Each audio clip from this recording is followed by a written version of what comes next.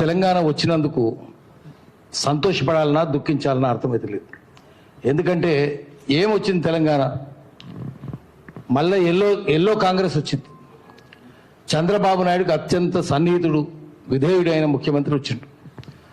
దానివల్ల మొత్తం చంద్రబాబు పరిపాలన నడుస్తున్నది. ఇటు రండి, ముందు రండి, మధ్యలోకి రండి. లేకపోతే ఇప్పుడు ఇక్కడ ఒక చిన్న ఉదాహరణ చెప్తాము.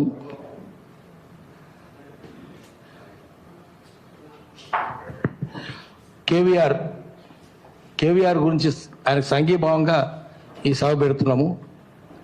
ఆయన చేసిన నేరం ఏంటంటే, ఆయన ఛానల్ ఉంది కేవీఆర్ టీవీ, అందులో 2-2-4 అని చెప్పాడు. 2x2 4 అని చెప్పినందుకు జైలు నోలు తెరుచుకున్నాయి, గుండ్రాలు విసురుతున్నారు. ఉన్నది చెప్పిండు, ఒక మనిషిని దేవునితో పోల్చొద్దు.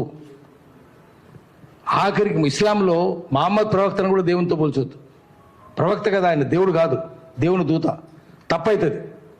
ఇంకో మనిషిని మహమ్మద్ ప్రవక్తతో పోల్చినా తప్పవుతుంది, మహమ్మద్ ప్రవక్తను దేవునితో పోల్చినా తప్పవుతుంది.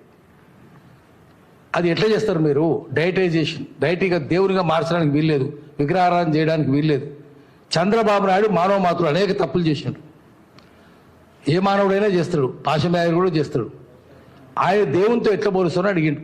పోల్చిన ఆయన వంశీ మహా టీవీ ఆయన పోలిస్తే ఎట్లా పోలుస్తావు, తప్పు కదా, దేవునికి అవమానము అన్నాడు. అంతే కదా, దేవునికి ఎవరు పోల్చినా మానవుని పోలిస్తే మనకి రకరకాల అవలక్షణాలు ఉండొచ్చు, దేవునితో పోల్చడానికి వీల్లేదు. అదే మాట అన్నాడు. అది హిందూ మతం దాన్ని ప్రశ్నిస్తుంది. దేవునితో పోల్చిస్తే ఇస్లాం ప్రశ్నిస్తుంది, ఇస్లాం కూడా గట్టిగా ప్రశ్నిస్తుంది. అది ఇస్లాంకు విరుద్ధం, క్రిస్టియానిటీకి విరుద్ధం, హిందూ మతానికి విరుద్ధం, అన్ని దేవతలు నమ్మే అందరికీ విరుద్ధమే. అది అన్నందుకు ఆయన పోలీసులు వచ్చి రావడం ఏంది, కర్నూలు నుంచి రావడం ఏంది, ఇక్కడ తెలంగాణ పోలీసులకు చెప్పకపోవడం ఏంది, తీసుకొని పోవడం, నోటీస్ కూడా ఇవ్వకుండా తీసుకొని పోవడం ఏంది, టార్చర్ చేయడం ఏంది, ఏం జరుగుతున్నది తెలంగాణలో? ఈ చంద్రబాబు నాయుడు పరిశ్రమలను మూసేసినప్పుడు తెలంగాణ శత్రువు తెలుగుదేశం పార్టీ చంద్రబాబు నాయుడు పరిశ్రమలను మూసేసింది. తెలంగాణలో ఒక్కడి ముంచలేదు. ఆఖరికి మామూలు చెప్పులతో కొట్టి చంపినాడు కదా. అన్బ్రైడిల్డ్ డీఇండస్ట్రియలైజేషన్, కళ్యము లేని పరిశ్రమ మూసివేత, ఆల్విన్, ఐడియల్, IDPL, private rules, Republic Forge, డిబిఆర్పిల్, నేతస్ మిల్, రాయన్ జామల్, నిజాం షుగర్స్, సిర్పూర్ కాగజ్ అన్ని మూసింది ఆయనే కదా. నిజాం షుగర్స్కు 32,000 ఎకరాలు సొంత చెరుకు భూములు, 32,000 ఎకరాలు. గోకరాజు గంగరాజుకు 169 కోట్లకు అమ్ముకుంటావు. ఎట్లా అమ్ముకుంటావు?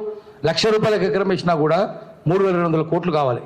మిషన్లు పాత స్క్రాప్ కింద అమ్మితే 480 కోట్లు వచ్చింది. ఈ భూములన్నీ ఏమైనాయి, ఎక్కడ పోయినాయి? ఇంత దరిద్రం, అవినీతి అయితే అప్పుడు ఉద్యోగం వచ్చింది. కార్మికుల నుంచి ఆల్విన్ కార్మికులు, నిజాం షుగర్ కార్మికులు, సింగరేణి కార్మికులు, వీళ్ళందరూ ఆహాకారాలు చేస్తే అందులోంచి ఉద్యోగం వచ్చింది. 94-95లో గద్దరు, బెల్లెల్తా, ఇక్కిరి సిద్ధులు, ముక్కాకర్ణ, వీళ్ళంతా ఆందోళన చేస్తే అందరూ చంపేసి నయం లేడు, ఎవరు లేడు. నయం సృష్టించిన చంద్రబాబే. ఇప్పుడు ఆ నయమే తీసుకొని పోయి ఉంటాడు. నయం చచ్చిపోలే, ఇంకా బతికే ఉన్నాడు. నయం అంటే చంద్రబాబే. ఎంతమందిని చంపిండు? 18 మందిని భువనగిరిలా. బెల్లెల్తను 17 ముక్కలు చేసిండు కదా, చంద్రబాబే కదా. గద్దర్ మీద 6 తుటాలు కాల్చిండు కదా, చంద్రబాబే కదా. ఎఫ్ఐఆర్ ఏది? చంద్రబాబు నాయుడు ఈ గద్దర్ మీద కాల్పులు జరిపితే ఎఫ్ఐఆర్ ఉండాలి, ఎంక్వైరీ ఉండాలి, పట్టుకోవాలి. చేసిండ్రా? ఎందుకంటే చంద్రబాబు నాయుడే. బెల్లెత్తర 17 ముక్కలు ఎవరు చేసిండ్రు? ఏం చేయలే. ఒక్క భువనగిరి 18 మందిని చంపించింది. ఇది కాక కూనపురం రాములు, కూనపురం ఎంతమందిని, మారోజు వీరను, ఇంతమందిని చంపించిన దుర్మార్గుడు, పరమ కిరాతకుడు, కర్కాట 60 కొమ్ముల 20 కూరల ఘోర క్రూర కర్కోటకుడు చంద్రబాబు నాయుడు. అటువంటి వారి పరిపాలన ఇక్కడ నడుస్తుంది. ఎట్లా చేస్తాడు? మన నయం సృష్టిస్తున్నా? చాలా దారుణం కదా. అందుకనే మనం ప్రశ్నించాలి. మనము ఒక్కటి తెలుసుకుందాం, తెలంగాణ అయినంత మాత్రాన తెలంగాణ వచ్చింది, ప్రభుత్వం వచ్చినట్టు కాదు. మళ్ళా నదులన్నీ అక్కడికే ఆంధ్రాకే మారుతున్నాయి, నిధులన్నీ ఆంధ్రాకే పోతున్నాయి, నియామకాలన్నీ ఆంధ్రాకే పోతున్నాయి. సీఎం ఆఫీసులోనే మొత్తం చంద్రబాబు మనుషులే ఉన్నారు. సీఎం ఆఫీస్ నిండా వాళ్ళే ఉన్నారు.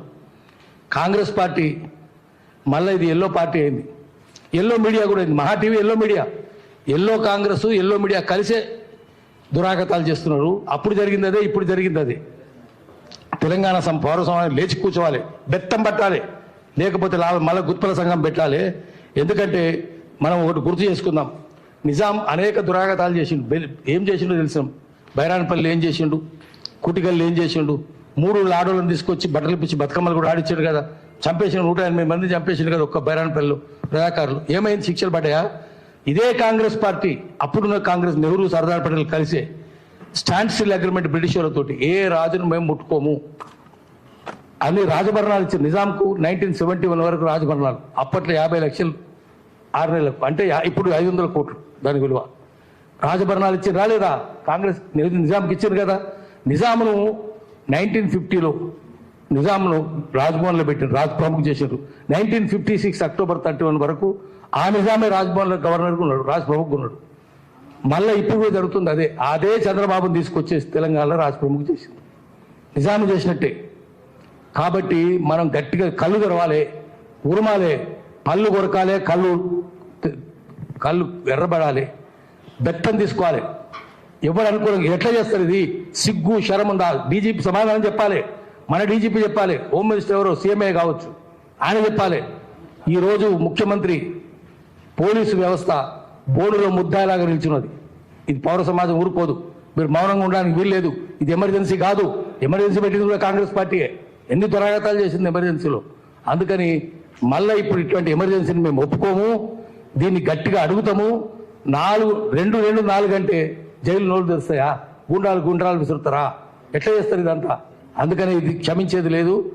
మళ్ళీ గట్టిగా నిల్చుందాం. తెలంగాణ సమాఖ్య మా నిరూప్ రెడ్డి కూడా వస్తున్నాడు పాపము, మల్లారెడ్డి గారు, నిరూప్ రెడ్డి గారు కలిసి చాలా ఉద్యమాలు చేసారు. కరుణాకర్ మేమంతా, పాపం ఆయన ఢిల్లీలో ఉండిపోయిండు.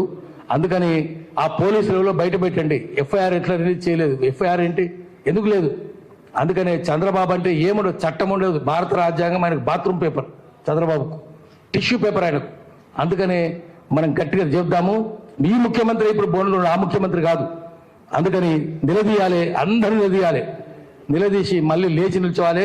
మొత్తం మీడియా, సోషల్ మీడియా అంతా ఏకం కావాలి. ఈరోజు ఆయనకు జరిగింది, రేపు ఇంకోటి జరుగుతుంది. ఈరోజు కేవీఆర్ జరిగింది, రేపు ఇంకోటి జరగవచ్చు. ప్రశ్నించడానికి వీలేదంటే ఎట్లా? ఎందుకున్నది మీడియా? ప్రశ్నించాలి కదా. ప్రశ్నించినందుకు జైల్లో పెడితే రాజ్యాంగాన్ని ఉల్లంఘించినట్టు. వాక్ స్వాతంత్రం జాగీర్ కాదు. ఆర్టికల్ 19(1)A భారత రాజ్యాంగంలో 19వ ఆర్టికల్ కింద 19(1)A కింద మాకు రాజ్యాంగం ఇచ్చింది హక్కు. దాన్ని ఉల్లంఘిస్తే, దాన్ని కుదించితే సమాజం ఒప్పుకోదు, చట్టం ఒప్పుకోదు. మన మల్లారెడ్డి గారు లాంటి అడ్వకేట్స్ ఉన్నారు, వాళ్ళందరూ మన తరఫున ఉంటారు. మనం చట్టపరమైన చర్యలు తీసుకోవాలి, కేసు కూడా వేయాలి. ఆ కేసు ముందు మానేస్తారు, కానీ చేసినందుకు, శిక్షలు వేసినందుకు, టార్చర్ చేసినందుకు ఆ పోలీసుడు ఎవడో వాడు పాక్కుంటా వచ్చి ఇక్కడికి నీ కాళ్ళు మొక్కాలి, దండం పెట్టాలి, క్షమించమని అడగాలి. అప్పుడే తెలంగాణ సమాజం మౌనంగా ఉంటుంది. లేకపోతే బత్తెం తీసుకొని దానికి బాధ్యులైన కూడా ఈ బగలు కొడుతుంది. నమస్కారం. థ్యాంక్ యూ భాషమన్న. మీరు ఈ యొక్క మీడియా రంగం మీదనే ఆధిపత్యం కాదు, ఇక్కడున్న భూముల మీద కూడా వాళ్ళ కబ్జాలు ఎక్కువైతున్నాయి, రాజకీయంగా కూడా వాళ్ళ జోక్యం ఎక్కువైతుంది. ప్రతి విషయంలో కూడా ఉమ్మడి రాష్ట్రం కంటే ఎక్కువ అరాచకాలు పెరిగినాయి. కాబట్టి తెలంగాణ ఉద్యమంలో ముందుండి పోరాడిన వాళ్ళు కూడా ఈ వేదిక మీద ఉన్నారు. మళ్ళొక ఉద్యమాన్ని మరి మొదలు పెట్టకపోతే వీళ్ళ అరాచకాలకు అడ్డు అదుపు ఉన్నది. కాబట్టి మళ్ళా కూడా తెలంగాణ ఉద్యమంలాగా మళ్ళొక ఉద్యమానికి మనం పూనుకోవాల్సిన అవసరం ఉంది. కంప్లీట్ ఇక్కడ ఉన్న కూసాలతో యుక్తంగా బిస్తర్ కట్టించి మళ్ళా బస్తర్ అడవులకు ఈ ఆంధ్ర ఆధిపత్య చలాయిస్తున్న అందరినీ కూడా మరి చేయాల్సిన అవసరం ఉంది. ఇప్పుడు మరి తెలంగాణ ఉద్యమకారుడు, తెలంగాణలో ఎన్నో పోరాటాలు ఆన్లైన్ మీద, ఆన్ రోడ్ మీద మాతో కలిసి ఉద్యమం చేసిన దాసరి శ్రీనివాసు, మరి నిట్టులో ఎంటెక్ చేసుకుంటూ కూడా మంచి ఉద్యమం వస్తే కూడా అది కాదని ఉద్యమంలో పాల్గొని ఆ అవకాశం పోగొట్టుకొని ఈరోజు సమాజం పట్ల, తెలంగాణ సమాజానికి ఏదో ఒకటి చేయాలని లాభమా నష్టమా అని చూడకుండా మరి తెలంగాణ స్ఫూర్తిదాయకుడు కాళోజీ పేరు పెట్టుకొని ఛానల్ నడుపుతున్న దాసరి శ్రీనివాసు ఇక్కడ తెలంగాణలో వచ్చిన తర్వాత టీఆర్ఎస్ ప్రభుత్వంలో కూడా అతని మీద అరాచకం నడిచింది. అతన్ని కూడా